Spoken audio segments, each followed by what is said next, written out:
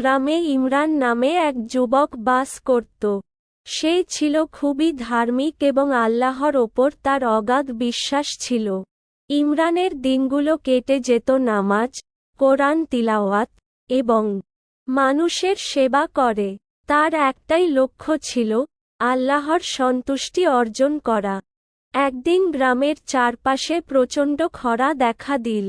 মানুষজন পানির অভাবে ভুগছিল, জমিতে ফসল হচ্ছিল না। গ্রামের সবাই চিন্তিত হয়ে পড়ল। তখন গ্রামবাসীরা একত্রিত হয়ে আল্লাহর কাছে বৃষ্টির জন্য প্রার্থনা করার সিদ্ধান্ত নিল। সবাই মসজিদে জমা হল, কিন্তু ইমরান মসজিদে না গিয়ে নদীর ধারে একটি উঁচু পাহাড়ের চূড়ায় গিয়ে আল্লাহর কাছে একান্তে প্রার্থনা করতে বসল।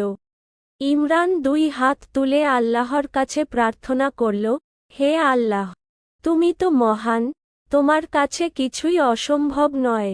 আমাদের এই বিপদ থেকে রক্ষা করো, আমাদের জমিতে বৃষ্টি দাও।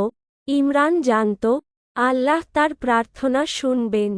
তার বিশ্বাস এতটাই দৃঢ় ছিল যে প্রার্থনা শেষ করার পরই সে আশার সঙ্গে তার ছোট্ট ছাতাটি খুলে বসে রইল। মুহূর্তের মধ্যেই আকাশ কালো মেঘে ঢেকে গেল। কিছুক্ষণ পরই ঝুম বৃষ্টি নামল। গ্রামবাসীরা আনন্দে আত্মহারা হয়ে গেল। সবাই ইমরানকে ধন্যবাদ জানাতে ছুটে গেল।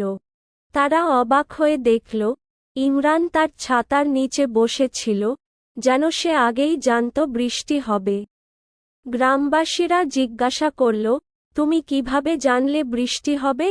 ইমরান মৃদু হেসে বলল, আমাদের আল্লাহ মহান, আমি তার কাছে যা চেয়েছি, তিনি তা দিয়েছেন। আমার কাজ ছিল শুধু বিশ্বাস করা। এই কথা শুনে গ্রামবাসীরা ইমরানের ঈমান ও আল্লাহর প্রতি বিশ্বাসের গভীরতা বুঝতে পারল।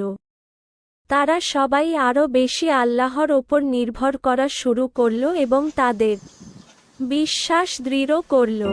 শিক্ষা: আল্লাহর ওপর অগাধ বিশ্বাস ও ধৈর্য রাখলে তিনি সবসময় আমাদের সাহায্য করেন। কঠিন সময়েও তার ওপর ভরসা রাখতে হবে।